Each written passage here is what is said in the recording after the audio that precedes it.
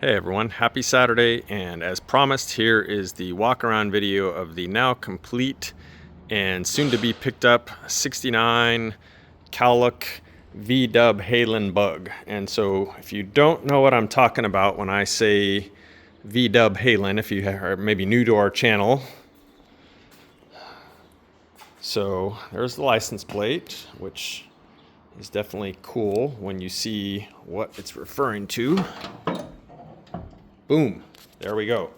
So the owner of this car is a huge Van Halen fan, and I'll come back to kind of how the car came in and stuff like that. But early on in discussions about building this car for him, he said he wanted to work this the Eddie Van Halen guitar theme into the car, and had some ideas, nothing really, sort of concrete or whatever. And so we worked with him and we came up with, well, the first idea was to put it on the engine tin, which of course we did. And we were talking about putting it on all the engine tin, and we thought that would be a bit much. So we kind of stuck with just the fan shroud itself. And it's almost kind of reminiscent of a guitar body in a way. So I thought it kind of made sense.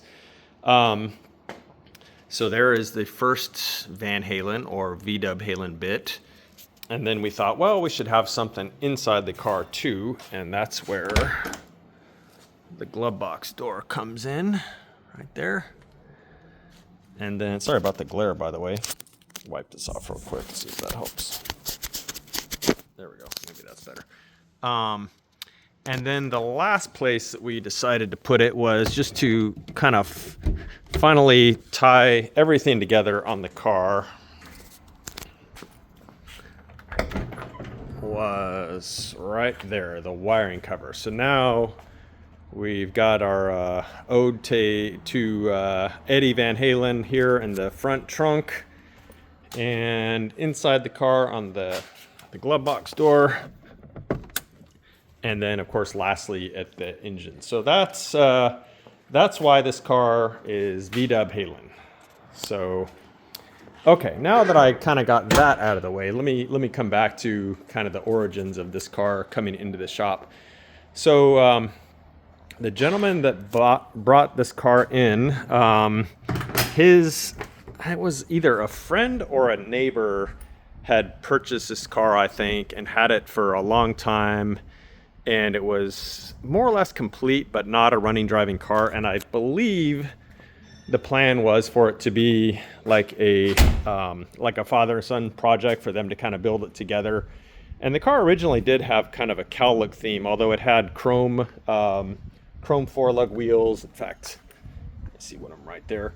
And it was kind of Cal Look-ish. It had some very 80s things going on with it. One of which was the aftermarket ragtop. Of course, this car, I don't know if I mentioned, it's a 69, which would not have had a cloth rag top. So this is an aftermarket one, and you can see it's a little small compared to the factory ones, which stopped in 63.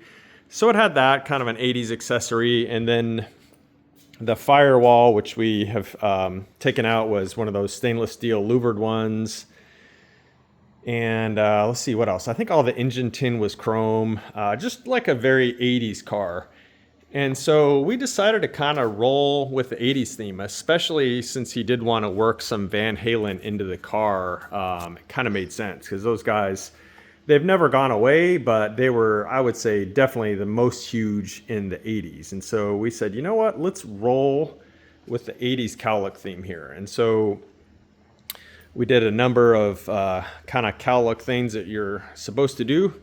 The most obvious of which is to shave the trim. So shaved all the trim when we did the body work, with the exception of the front VW emblem there and the script on the back. We wanted to retain a little bit, and not ashamed of the fact that it's a Volkswagen. But yeah, all the other trim is gone, and the front turn indicators on the tops of the fenders are gone.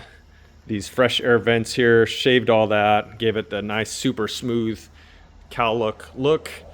And then for front turn indicators, again going with the 80s theme, although they've never gone out of style. We went with an original set of Lucas indicators here. And these are cool because they're dual filament. And so I put an amber bulb in them. So they look super clean with the clear lenses. They almost look like a mini version of the headlight, which I think is really cool with the clear lenses. But then the bulbs in them are dual filament amber. So you get running lights and turn indicators there, and they're amber as they should be, even though they look clear when they're not illuminated. Of course, we had to go with T-bars. Here, another Cal Look necessity, more or less.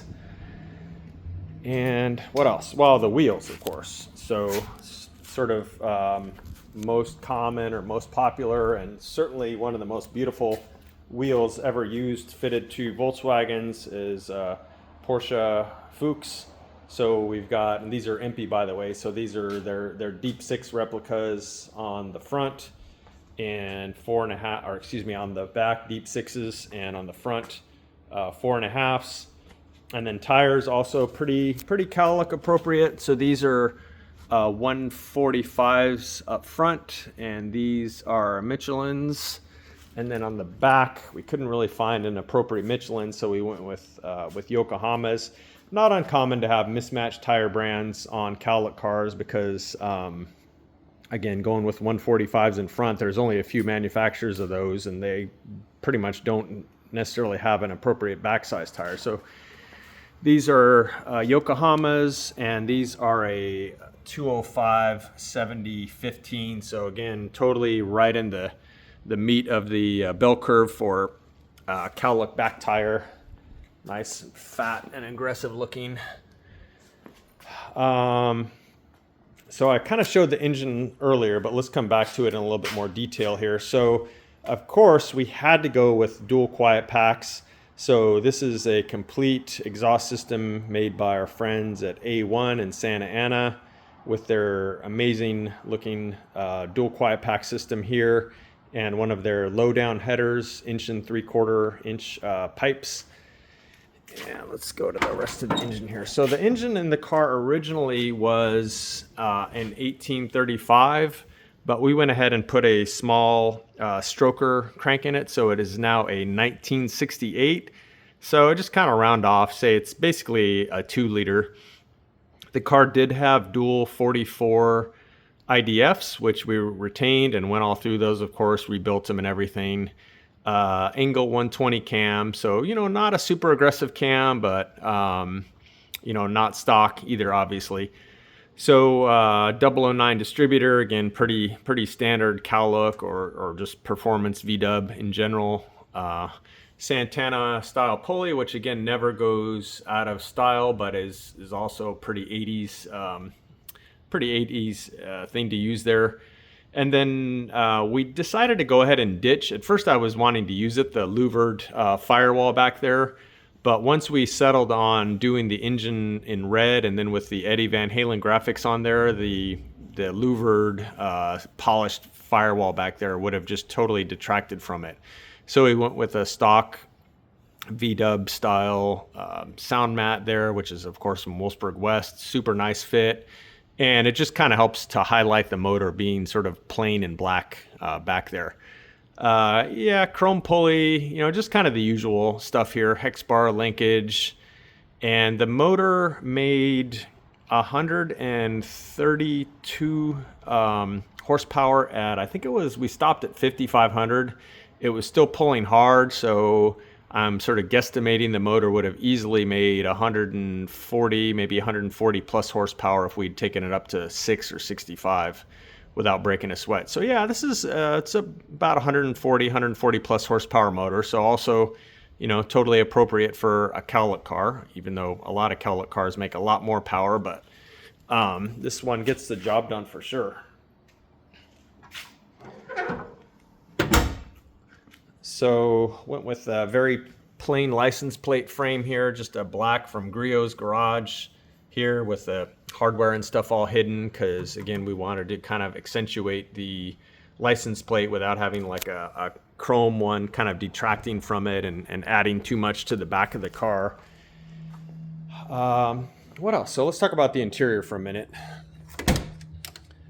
So we did custom upholstery on the seats, again wanting to kind of go with the 80s theme. We did this two-tone with the gray and black tweed here with black, and then likewise on the door panels, kind of matching their stock VW seats. They're slightly later seats, so we had to change the rails on the floor. And then we went with carpet everywhere as opposed to rubber mats, just, you know, kind of a nice custom. We did put a stereo system in the car, so we've got a couple of, I think 6-inch Pioneers up here. And then in the back, a couple 6x9 Pioneers. And the radio itself is from our friends at Retro Sound, and very appropriate looking in this car. It looks like it could have easily come out of either the 80s or even earlier to go with the car, which again is a 69. And then of course we had to go with a Berg shifter.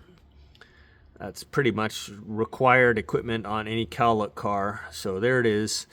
The steering wheel, I don't know who made it, but it just looked right in this car. It's a little bit on the small side for my taste, but it definitely fits right in. And I feel like in the 80s, people were kind of running smaller steering wheels. So this is the steering wheel that the car came in with. We just cleaned it up and roll with it.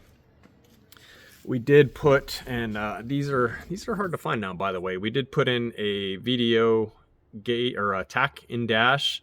I think I had to order this from, it wasn't Russia, but it was somewhere over there. It's actually kind of hard to find. I don't think these are manufactured anymore. So you have to kind of look on eBay and find somebody that's got a stash of these. So yeah, this came from Eastern Europe. And then of course the surround for it there, that came from I think ISP West. Sells a bunch of different combinations. So they sell one that fits this gauge perfectly. So other than that, pretty much stock dash layout here. Seat belts. This car would have come with shoulder harnesses, but just for the simplicity and kind of cleanliness of it, we went ahead and just went lap only belt after kind of discussing it with the owner. We could always go back in and add three-way or replace these with three-way harnesses if he decides he'd, you know, really feel safer with that. But for now, we've just got lap belts, which look really nice and clean in here. What else? So you can look elsewhere on my channel. I do have a brief video test driving this car. This thing flat out scoots, as you would expect, a 140 horsepower car that only weighs, you know, 1,700 some odd pounds. And total joy to drive. I think the owner is going to have many, many years of enjoyment out of this car. We certainly enjoyed building it. It's kind of a fun project for us here. Normally we're doing a lot of stock restorations and stuff like that, maybe a little vintage performance, but it was definitely fun to kind of change gears a little, no pun intended, and do a full-on Cal Look car here. Speaking of changing gears, so the usual beefed up transmission, super diff, HD cover, welded gears, etc., etc. And I think we went with the Freeway Flyer in it as far as the gear ratios go. I'll have to double check my notes, but I did have the car on the freeway a time or two, and this thing just cruises at 70, 75 miles an hour without breaking a sweat. So really, real pleasure to drive even on the freeway. And the dual quiet packs have a really nice sound to them without being too loud. So you can easily, you know, cruise on the freeway or whatever without feeling like you're going to go deaf with some more aggressive exhausts. So I think I covered all the major things on this car. So the owner is picking it up probably in less than half an hour. We'll go over the car with a fine-tooth comb and take it for a test drive, make sure he's happy with it, and then we'll send him on his way. So those of you that watch the regular day in the life of Vintage Classic Specialist videos that come out at least 5 days a week, you won't be seeing this beauty here anymore on the next episode.